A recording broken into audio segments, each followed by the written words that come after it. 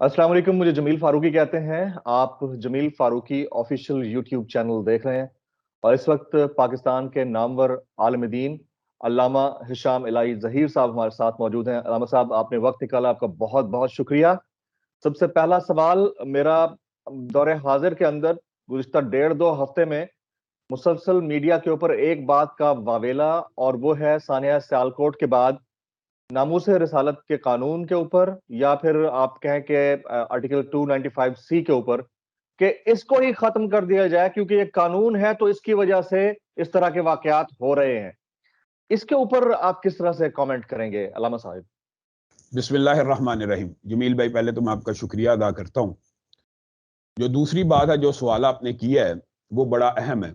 ये एक बड़ी आम जो माहिर इमरानियात होते हैं या माहिर पॉलिटिकल साइंस होते हैं या मुआशरे को जानने वाले जो भी या तारीख के तालिब इल्म होते हैं, उनके लिए जमील भाई ये समझना बड़ा आसान है कि क्या कानून जो होता है उसका मौजूद होना ये फायदेमंद होता है या नुकसानदेह होता है। अगर कानून मौजूद ही ना हो तो फिर आप किस तरह किसी बंदे को रोक सकते हैं किसी के बारे में कि कानून तो है नहीं, तो फिर तो हर बंदा कानून हाथ में लेगा। इसकी मैं बड़ी आम फहम मिसाल आपको देता हूं कि अगर कत्ल के बदले कत्ल का कानून हो ही ना, तो फिर यानी इस कानून का भी गलत इस्तेमाल होता है पाकिस्तान में। अगर ये कानून हो ही ना तो फिर जो भी बंदा उठेगा, और अभी भी मैं आपको ये बात गारंटी से कहता हूं कि 90% लोग कानून हाथ में इसीलिए लेते हैं, उनको पता है मेरा बाप कत्ल हो गया है, अदालतों में 20 साल बाद इसने बरी हो जाना है, वो खुद कानून हाथ में लेकर उसको कत्ल कर देते हैं। मैं इसको जस्टिफाई नहीं कर रहा। कानून हाथ में लेना शरीयत के असूलों के सरासर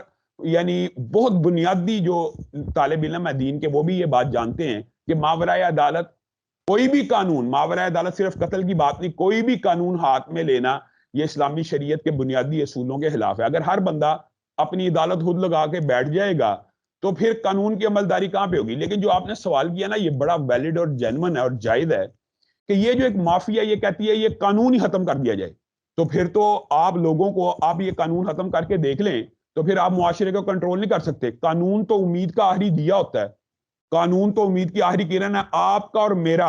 आज हमने ये जिस वाक्य की मुदम्मत, मैं आपको एक बात बताता हूं, आज मैंने और आपने इस वाक्य की जो मुदम्मत की है सारी की सारी, उसकी बुनियाद ये है कि हम एक नैरेटिव बयान करते हैं कि कानून मौजूद है, आप पुलिस के पास जाएं, आप अदलिया के पास जाएं, आपको वहां से रिलीफ ना मिले तो फिर आप दीगर अदालतों का रुख करें। अगर कानून ही मौजूद ना होगा तो मैं और आप लोगों को कैसे समझाएंगे? आप खुद बताइए कि अगर एक चीज का कानून ही मौजूद नहीं है तो आप लोगों को रोक सकते हैं? आप लोगों को क्या कहेंगे? आप और मैं यही कह रहे हैं ना, अगर बिलफर्ज उसने कोई तौहीन रिसालत की है तो आप पुलिस को इतला करते, आप कानून का दरवाजा खटकाते।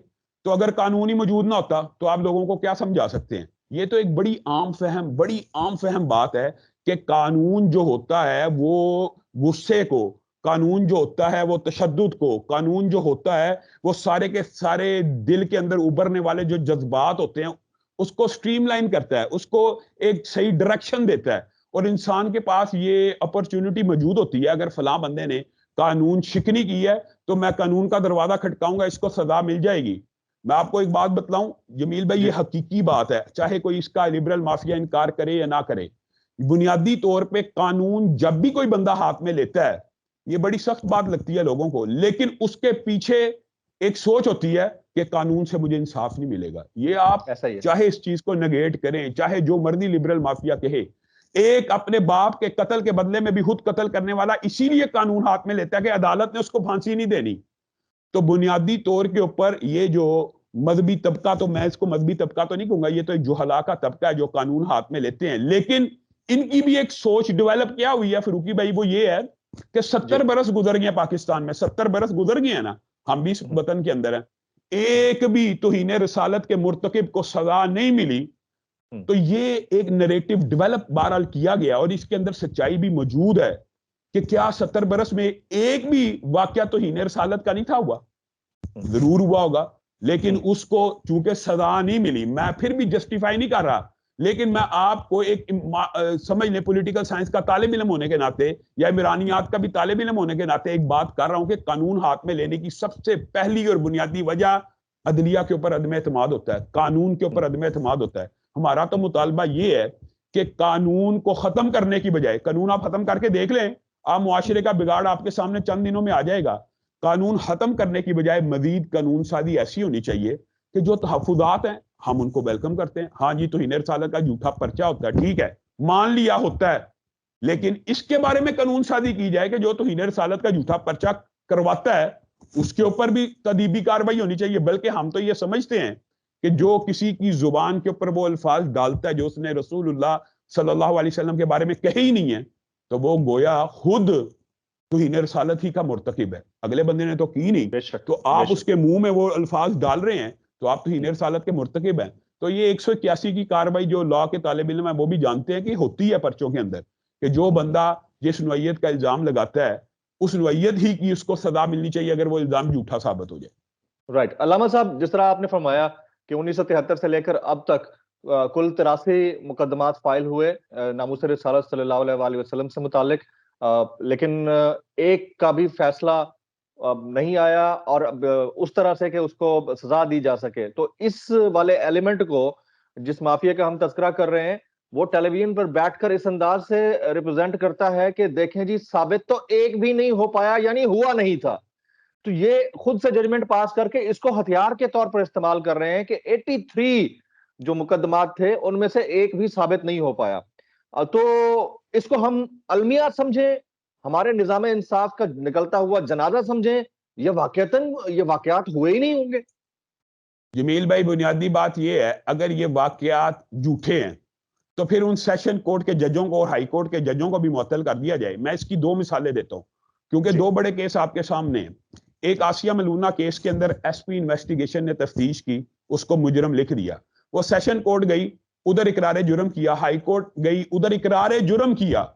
یہاں پہ تو شواہد کی بھی ضرورت نہیں رہتی. اور آسیہ کیس کو آپ کو پتا علماء نے کس طرح ڈیل کیا, پورا گاؤں جانتا ہے, پورا پاکستان جانتا ہے, اس عورت کے منہ پہ ایک تھپڑ بھی کسی مسلمان نے نہیں لگایا. اور اس کو ہم ایک آئیڈیل کیس کے طور پہ ڈیل کرنا چاہتے تھے کہ قانون کے ذریعے اس عورت کو سزا ہو. پھر کیا ہوا, اچانک آپ کو پتا اعلان ہوا اور اچانک خان صاحب نے کہا کہ ہم اس کو چھوڑنے کا کریڈٹ بھی لے لیا وغیرہ. یہ تو چلو ایک سیاسی ڈیبیٹ ہوگی, لیکن جس کے خلاف اتنے ٹھوس شواہد تھے جو خود اقرار جرم کر رہی تھی, اگر عدلیہ نے سیشن کورٹ نے اس کو سزائے موت دی, ہائی کورٹ نے دی, امپلیمنٹ تو پھر نہ ہوئی. تو یہ رونا بھی تو ایک وجہ ہے. پھر جنید حفیظ کا جو کیس ہے یہ دوسری بات ہے, اس کے اندر بھی اقرار جرم ہو چکا ہے, شواہد پاس ہو چکے ہیں.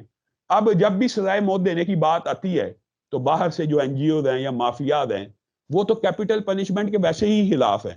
وہ تو آپ کو پتا ہے کہ ہم ریپ کے اوپر بھی جب کہتے ہیں ریپسٹوں کو چوک میں ٹانگ دو, چوراہے پہ ٹانگ دو, تو وہاں پہ بھی عجیب المیہ ہے کہ کیپٹل پنشمنٹ نہیں ہونی چاہیے. پھر جرائم رکیں گے کیسے؟ مجھے بتائیں آپ اس بات کا ان سے سوال تو کریں کہ اگر ایک بچے کے ساتھ ریپ ہوتا ہے تو آپ اس کو کیپٹل پنشمنٹ نہیں دیتے, چوک چوراہے میں نہیں لٹکاتے, تو جرم کیسے روک لیں؟